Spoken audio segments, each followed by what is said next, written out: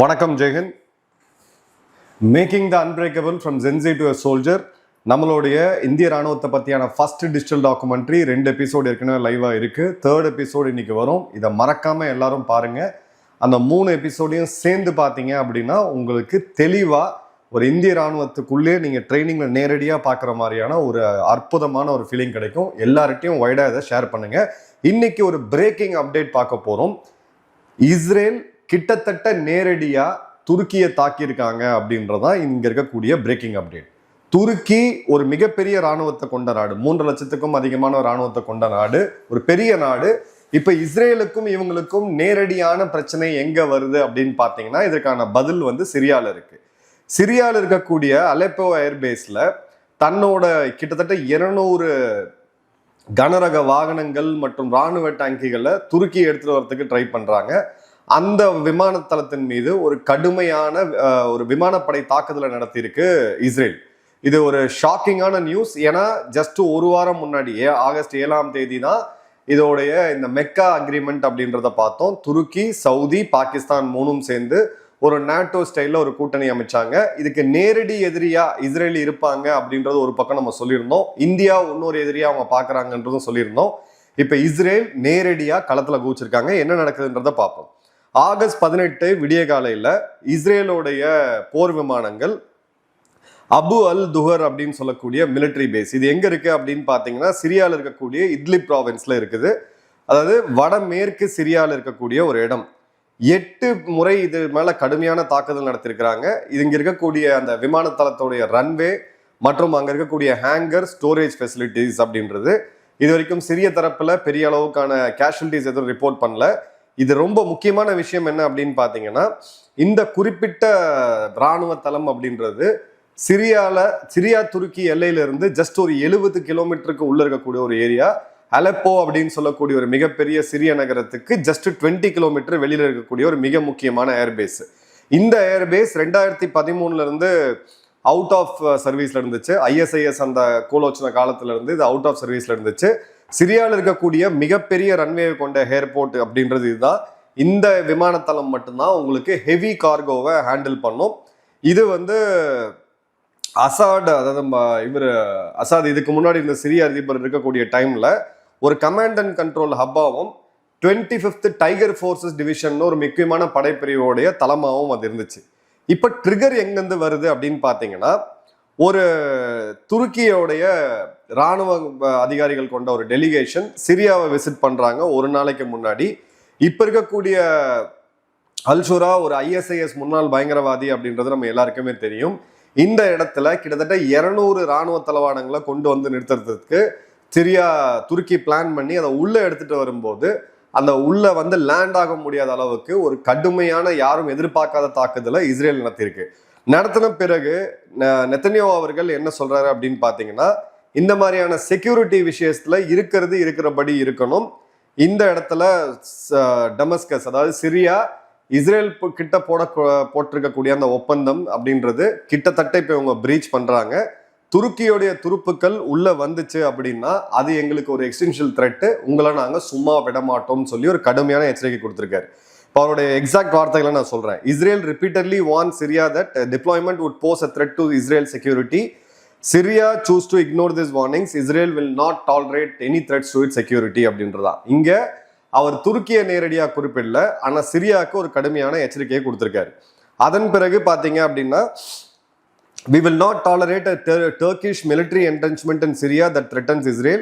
We made the message clear, don't. Apparently they didn't hear it clearly enough, so we made sure they understand it better. இது தாக்குதலுக்கு பின்பு தெளிவாவே அவர் துருக்கியை குறிப்பிட்டு சொல்றாரு. துருக்கியோடைய ராணுவ presence சிரியாவில் இருக்கிறது இஸ்ரேலுக்கு ஒரு பெரிய ஆபத்தை கொடுக்கும். இதை நாங்கள் சொல்லி புரிய வைக்க ட்ரை பண்ணோம், முடியல. இப்போ அவங்களுக்கு புரிய வைக்க வேண்டிய முதத்துல புரிய வச்சிருக்கோம் அப்படின்னு சொல்லி அவர் சொல்லியிருக்காரு. இப்போ இதுல அவங்க குறிப்பா சொல்றது 200 ராணுவ வாகனங்கள், 20 டேங்கிகள் அப்படின்றது உள்ள வருது. இது இஸ்ரேலோடைய மீடியா, அவங்களுடைய ஓப்பன் சோர்ஸ் இன்டெலிஜென்ஸ் எல்லாருமே வைடா ரிப்போர்ட் பண்றாங்க. பட் இப்போ இந்த மாதிரியான ராணுவ கான்வாய் உள்ள வந்திருக்கா அப்படின்னு கேட்டீங்கன்னா சில வீடியோஸ் பார்க்கும்போது அது நிஜமாவே இருக்கிற மாதிரி தான் தெரியுது. சிரியாவுடைய வெளியுறவுத்துறை அமைச்சர் அசாத் அல் ஷைபானி அவர் என்ன சொல்றாரு அப்படின்னு பாத்தீங்கன்னா இல்ல துருக்கியோடைய பெர்மனன்ட் பேஸை நாங்க அனுமதிக்கல, அபு அல் துஹர் அப்படின்னு சொல்லக்கூடிய இந்த இடத்துல அனுமதிக்கல, அவங்க வந்து ஜஸ்ட் பார்த்துட்டு மட்டும்தான் போனாங்க, இது எங்களுடைய இறையாண்மையை பாதிக்குது அப்படின்றதும் a violation of Syria's sovereignty and a direct threat to regional and global stability, உலகத்தோடைய அமைதிக்கு இது வந்து குந்த விளைக்கும் சொல்லிட்டு பட்டும் படாம கொடுக்குறாரு. துருக்கி என்ன சொல்றாங்க அப்படின்னு பாத்தீங்கன்னா, அவங்க பிளாட்டா டினை பண்றாங்க, எங்க துருப்புகள் யாருமே எங்க இல்ல, இஸ்ரேல் செய்தது வேண்டும்னே எங்களை சீன்றாங்க. நெத்தன்யாஹூ வந்து ஒரு எக்ஸ்பான்ஷனிஸ்ட், ஒரு நாடை விரிவாக்கணும்னு சொல்லக்கூடிய ஒரு சர்வாதிகாரி அப்படின்னும், இது வந்து இஸ்ரேலோட எலெக்ஷன் சீசன் அதனாலதான் இதை அவங்க பண்றாங்க அப்படின்ட்டு நெத்தன்யாஹூ அவர்கள் மேல ஒரு அரெஸ்ட் வாரண்ட்டும் கொடுத்துருக்கு துருக்கியில் இருக்கக்கூடிய ஒரு கோர்ட். இப்ப அமெரிக்கா பாத்தீங்க அப்படின்னா இந்த இடத்துல ரொம்ப முக்கியமான ஒரு காம்ப்ளெக்ஸ் ரிலேஷன்.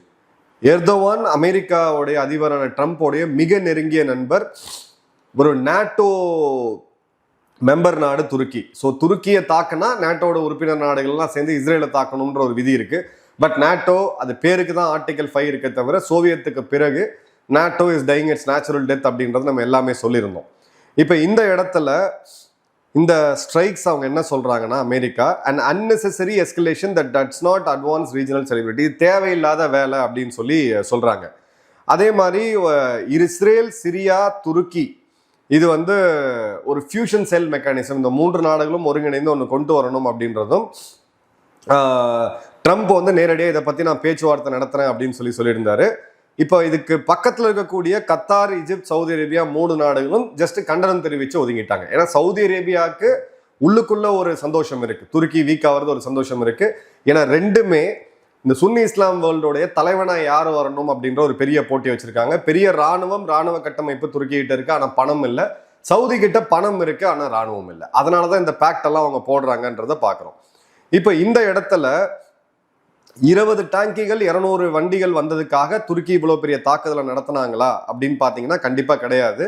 இந்த இடத்துல உள்ள இருக்கக்கூடிய ஒரு மிக முக்கியமான விஷயம் advanced radar and air defence system. எப்பெல்லாம் இஸ்ரேல் ஈரான் மீது தாக்குதல் நடத்தணும்னு நினைக்கிறாங்களோ அப்பெல்லாம் சிரியாவுடைய ஏர் ஸ்பேஸை கடந்து அவங்க போவாங்க. அந்த ஏர் ஸ்பேஸுக்கு நடுவிலேயே மிட் ஏர் ரீஃபில்லிங் சொல்லி நடுவான்ல எரிபொருள் நடப்புவாங்க. துருக்கி சிரியா கிட்ட அதை தடுக்கிறதுக்கான எந்த வான் பாதுகாப்பு தடுப்பு சாதனங்களும் கிடையாது, ஏர் டிஃபென்ஸ் கிடையாது, ரேடார்ஸ் எதுவுமே கிடையாது. இப்போ இந்த ரேடார் மற்றும் ஏர் டிஃபென்ஸ் சென்டர்ஸ் கொடுக்கறதுக்கு தான் இவங்க வந்து துருக்கி உள்ள போறாங்க. இந்த 200 வாகனங்கள் குறிப்பா ஏர் டிஃபென்ஸ் சிஸ்டத்தையும் ரேடார்ஸையும் எடுத்துட்டு உள்ள போகுது. குறிப்பா அவங்களோட இஸ்ஆர் ஃபேமிலி சிஸ்டத்தை உள்ள கொண்டு போகணும்னு ட்ரை பண்றாங்க. இது உள்ள கொண்டு போனா 150 இருந்து 200 கிலோமீட்டர் தொலைவில் உள்ள இஸ்ரேலிய விமானங்களை தெளிவா கண்காணிக்க முடியும். இது இஸ்ரேலோடைய பாதுகாப்புக்கு ஒரு மிகப்பெரிய ஆபத்து. நல்லா கவனிங்க, இஸ்ரேலை நான் பார்த்ததுனால சொல்றேன், அவங்க தரைப்படை அப்படின்றது ரொம்ப சிறிதுதான், அவங்களுடைய எல்லை பாதுகாப்புக்கு மட்டும்தான் அவங்களால யூஸ் பண்ண முடியும். ஏன்னா மக்கள் தொகை ரொம்ப கம்மியாக உள்ள நாடு. ஆனால் அந்த நாட்டுக்கு இருக்கக்கூடிய மிகப்பெரிய வலிமை அப்படின்றது அவங்களுடைய விமானப்படை. அந்த விமானப்படை எந்த விதமான ஒரு இன்ட்ரூன்ஸும் இல்லாம வளைகுடால இருக்கக்கூடிய எந்த நாடுக்கும் போய் தாக்க முடியுன்றதுக்கான சூழ்நிலை ஏன் வருது அப்படின்னு பாத்தீங்கன்னா, சிரியா கிட்ட அந்த ஏர் டிஃபென்ஸ் சிஸ்டம்ஸ் இல்லை. ரெண்டாவது, இஸ்ரேலியோட இன்டெலிஜென்ஸ் சீஃப் ரோமன் கவர்மெண்ட் மொசாடோட சீஃப் என்ன சொல்றாருன்னு பாத்தீங்கன்னா, ஆகஸ்ட் 14ஆம் தேதி சிரியாவுடைய வெளியுறவுத்துறை அமைச்சரை கூப்பிடுறாரு. 4 நாளுக்கு முன்னாடியே கூப்பிட்டுட்டு துருக்கியோடைய துருப்புகள் வாகனங்கள் உள்ள வர்றது, அவங்க வெப்பன் டிரான்ஸ்ஃபர் பண்றது, ட்ரோன்ஸை வந்து நீங்க வாங்குறது, இது எங்களுக்கு வந்து ஒத்து வராது, இதை நீங்க கண்டினியூ பண்ணீங்க அப்படின்னா உங்களை கடுமையான தாக்குவோம் சொல்லிட்டு மொசாடோடைய சீஃபே ஒரு வார்னிங்கை வந்து கொடுக்குறாரு. அதன் பிறகு இவங்க நிறுத்தாததுனால ஆகஸ்ட் 19ஆம் தேதி இந்த ஸ்ட்ரைக்ஸை நம்ம பார்க்க முடியுது. இப்போ இது ரொம்ப குறிப்பா நம்ம பார்த்தோம் அப்படின்னா, இஸ்ரேல் வந்து T4 அப்படின்னு சொல்லக்கூடிய ஒரு ஏர்பேஸை தாக்குனாங்க போன வருடம் மார்ச் மாதம். அது ஏன் அப்படின்னு பார்த்தீங்கன்னா, இந்த ஒரு குறிப்பிட்ட ஏர்பேஸை துருக்கி வந்து தன்னுடைய ட்ரோன் பேஸா மாத்துறதுக்கு சில முன்னெடுப்புகள் எடுத்தாங்க. கடுமையான தாக்குதலை துருக்கி மீது அந்த டைம்ல நடத்தினாங்க, துருக்கியோட துருப்புகள் மீது. அதே மாதிரி இஸ்ரேலுடைய ராணுவ தளபதி ஜெனரல் இயால் ஜமீர் அவர்கள் என்ன சொல்றாருன்னு பாத்தீங்கன்னா, இப்போ ஒரு குறிப்பிட்ட அளவுக்கான தெற்கு சிரியாவில் இருக்கக்கூடிய பேசஸை, வெறும் ஜஸ்ட் பேசஸை மட்டும் இப்போ இவங்க கையில எடுத்துருக்காங்க, அதாவது இஸ்ரேல் கையில வச்சிருக்காங்க. இந்த இடத்துல எந்த ஒரு நாடு உள்ள வந்தாலும் நாங்க வந்து கண்டிப்பா அனுமதிக்க முடியாது. ஏன்டா அது ரொம்ப ஒரு கிரிட்டிக்கலான ஒரு பஃபர் ஜோன், ஃபுல்லா பாலைவன பகுதி. ஈஜிப்ட் தாண்டி நான் போகும்போது பாத்தீங்கன்னா, நீங்க ஃபிளைட்ல இருந்து கீழே பாத்தீங்கன்னா கண்ணு கட்டின தூரம் வரைக்கும் ஒரு புல்லு பூண்டு அப்படின்றது கிடையாது.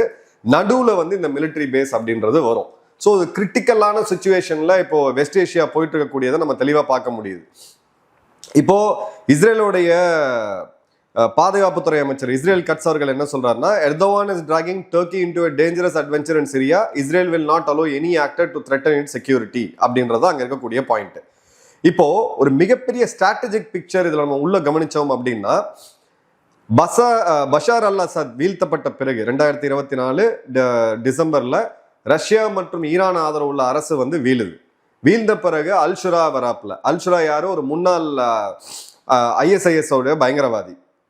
இப்ப இந்த இடத்துல துருக்கியோடைய வடப்பகுதி, இந்த துருக்கியோடைய நார்த்ல இருக்கக்கூடிய ஒரு பகுதி, இந்த வந்து பாத்தீங்க அப்படின்னா அஹ்மத் அல் ஷராவோடைய ஒரு இன்ட்ரீம் கவர்மெண்ட் அவங்க ஒரு துருக்கியோட ஒரு அக்ரிமெண்ட் போட்டு கண்ட்ரோல் எடுக்கிறாங்க. ஸோ சிரியாவுடைய பிரச்சனை என்னன்னா, வடக்குல இருக்க பகுதி அவங்க கண்ட்ரோல் பண்றாங்க துருக்கி, தெற்குல இருக்க பகுதியை வந்து இஸ்ரேல் கண்ட்ரோல் பண்றாங்க, குறிப்பா அந்த கோலன் ஹைட்ஸ் பக்கத்துல. ஸோ ரெண்டுமே இப்ப சண்டை போட முடியாத நிலைமையில சிரியா இருக்கு. ஏன்னா சிரியா தான் ஒரு காலத்துல ஒரு முதல் இஸ்லாமிய நாடு அணுகுண்ட நோக்கி போனது அப்படின்றத நம்ம பார்த்தோம். கடாஃபி அவர்களுடைய அவர் வந்து எப்படி அமெரிக்காவால் கொல்லப்பட்டாங்க, அதன் பிறகு அந்த நாடு எப்படி ஒரு வீழ்ச்சியை சந்திச்சது, ISISோட அந்த உருவாக்கம் எல்லாமே பார்த்தோம். ரொம்ப ஒரு டென்ஸ்டான ஜோன்ல தான் இங்க பவர் பாலிடிக்ஸ் அப்படின்றது நடக்குது. இஸ்ரேலை பொறுத்த வரைக்கும் இப்ப இருக்கக்கூடிய அரசாங்கம் வீக்கா இருக்கணும். சிரியால அல்ஷராவோட கவர்மெண்ட் அப்படின்றது, அல்ஷராவோட கவர்மெண்ட் வீக்கா இருக்கணும். திரும்ப அவங்க ஒரு ஏர்ஃபோர்ஸை ரேடார் நெட்வொர்க்கை பில்ட் பண்ணக்கூடாது அப்படின்றதுல அவங்க தெளிவா இருக்காங்க. ஆனா துருக்கி எப்படி பாக்குறாங்க அப்படின்னு பாத்தீங்கன்னா, இந்த சின்னி இஸ்லாமியர்களுடைய தலைவன ஒரு ஓட்டமன் எம்பையர்னு சொல்லக்கூடிய துருக்கிய சாம்ராஜ்யத்தை மீண்டும் நிறுவனம்னு கனவு காண்டு இருக்கக்கூடிய இவங்க சிரியாவை ஒரு ரிலீஜியஸ் ஐடியாலஜிக்கல் பவரா உள்ள கொண்டு வரணும் அப்படின்னு பாக்குறாங்க. இப்போ அமெரிக்காவுக்கு தான் இதுல ஒரு பெரிய பிரச்சனை இருக்கு. இஸ்ரேல் இல்லாம அமெரிக்கா இயங்க முடியாது, அமெரிக்கா இல்லாம இஸ்ரேல் இயங்க முடியாத ஒரு சூழ்நிலை இருக்கு, லாங் டேர்ம் பார்ட்னர். ஆனா துருக்கி வந்து ஒரு நாட்டோ பார்ட்னர். துருக்கியோடைய ராணுவம் அப்படின்னு எடுத்தீங்கன்னா செகண்ட் லார்ஜஸ்ட் நாட்டோல இருக்கக்கூடிய 38 நாடுகள்ல அமெரிக்காவுக்கு அடுத்து மிகப்பெரிய ராணுவத்தை கொண்ட நாடு வந்து துருக்கி. 5 லட்சம் வீரர்கள், 2200 டேங்கு, 3,80,000 பேர் ரிசர்வ்ல இருக்கக்கூடியவங்க. இந்த அமெரிக்காவுடைய மிக முக்கியமான அணு ஆயுதங்களை வச்சிட்டு இருக்கக்கூடிய ஒரு நாடு. ஸோ NATO 5 இங்க வருமா அப்படின்னு கேட்டீங்கன்னா ஒன்றும் வராது அப்படின்றத இங்க ரியலிஸ்டிக்கா நம்ம பார்க்க முடியுது. இப்போ டேஞ்சரஸான ஒரு அலையன்ஸ் ஃபார்ம் ஆச்சு இந்த இஸ்லாமிக் NATO அப்படின்றது. அதற்கு முதல் ஸ்டெப்பை இஸ்ரேல் எடுத்து வச்சிருக்காங்க. இஸ்ரேல்கிட்ட நம்ம கத்துக்க வேண்டியது ஒரே ஒரு விஷயம் என்ன அப்படின்னா, ஒரு எதிரி உருவாகி தன்னை எதிர்க்கக்கூடிய அளவுக்கு இஸ்ரேல் என்னைக்குமே வெயிட் பண்ணாது. உலகத்துல அந்த நாடு மேல 1000 விமர்சனங்கள் இருந்தாலும் என்ன ஆனாலும் பார்த்துக்கலாம் அப்படின்னு சொல்லி ஹெட் ஆன் எடுக்கக்கூடிய ஒரு நாடு. இங்கேயும் அதான் அவங்க பண்ணியிருக்காங்க அப்படின்றத பாக்குறோம். இப்போ எனக்கு தெரிந்த ஒரு டெல் அவீவ் யூனிவர்சிட்டியில இருக்கக்கூடிய ஒரு ப்ரொஃபசர் டாக்டர் ஹைத்தன் அவர் என்ன சொல்றாரு அப்படின்னு பாத்தீங்கன்னா, இந்த இடத்துல இந்த தாக்குதல் அப்படின்றது தேவை. துருக்கியோடைய இராணுவத்தோட நேரடி போர் வர்றதுக்கு நம்ம அவாய்ட் பண்றதுக்கு இது தேவைப்படுது அப்படின்னும், அதே மாதிரி துருக்கியோடைய துருப்புகள் இஸ்ரேலோடைய பார்டர்ல எங்கேயுமே கிட்ட இருக்கக்கூடாத அளவுக்கு நம்ம பண்ணணும். இங்க இருக்கக்கூடிய உள்ள இருக்கக்கூடிய அவர் என்ன சொல்ல வர்றாருன்னா, 5.5 லட்சம் தரைப்படை கொண்ட ஒரு பெரிய நாடு துருக்கி, அளவுக்கு மீறி ஒரு இராணுவத்தை வச்சிருக்கக்கூடிய நாடு. இஸ்ரேலால அவ்வளவு பெரிய கிரவுண்ட் ஃபோர்ஸை அவங்களால மேட்ச் பண்ணவே முடியாது. இஸ்ரேலுக்கு இருக்கக்கூடிய ஸ்ட்ரென்த் வந்து ப்ரீஎம்டிவ் ஸ்ட்ரைக் மற்றும் அவங்களுடைய உளவுத்துறையான மொசாட். இப்போ இதே ரேஞ்சில் இது போச்சு அப்படின்னா நிச்சயமா எர்தவானை காலி பண்றதுக்கான எல்லா முன்னெடுப்புகளையும் இஸ்ரேல் கண்டிப்பா எடுப்பாங்க. எர்தவான் வீழ்ந்தா அது மெடிட்டரேனியன் சீல ஐரோப்பாவுக்கும் அரபு நாடுகளுக்கும் கேட்வேவா இருக்கக்கூடிய துருக்கி டீஸ்டெபிலைஸ் ஆச்சுன்னா அது இன்னும் ஒரு பெரிய பிரச்சனைக்கு கொண்டு போய் முடியும். வளைகுடா நாடுகள் எத்தனை ஜென்மம் எடுத்தாலும் இவங்களால அமைதியா இருக்க முடியாது. இவங்களுக்கு என்ன எண்ணெய் வளம் இருந்தாலும் அவங்களால எதுவும் பண்ண முடியாது அப்படின்றதுக்கான ஒரு டேஞ்சரஸ் சுச்சுவேஷன். இஸ்ரேலுக்கு இந்த இடத்துல இந்தியா கண்டிப்பா உறுதுணையா இருந்தே ஆகணும். ஏன்னா இஸ்ரேலுக்கு தேவையான ஆயுதங்கள் இந்தியா வந்து கண்டிப்பா கொடுக்கணும். ஏன்னா இந்த அலையன்ஸ்ல அவங்க இன்னொரு எதிரியா மிக முக்கியமா பாக்குறது இந்தியாவை. இப்போ பங்களாதேஷோடைய வெளியுறவுத்துறை அமைச்சர் ஒரு வார்த்தையை சொல்லியிருக்காரு, we are open to join the Islamic NATO agreement, அதாவது மெக்கா அக்ரிமெண்ட். பங்களாதேஷ், பாகிஸ்தான், இந்தியாவோட 2 எதிரிகள் இஸ்லாமிய நாடு அப்படின்ற ஒரு ஐடென்டிட்டியில ஒரு அலையன்ஸ்ல ஜாயின் பண்றாங்க அப்படின்ற போது இந்தியாவுக்கும் இந்த த்ரெட்டை ரொம்ப சீரியஸா எடுக்க வேண்டிய நேரம் வந்துருச்சு. உங்க கமெண்ட்ஸை கமெண்ட் பாக்ஸ்ல போடுங்க. நன்றி, வணக்கம், ஜெயந்த்.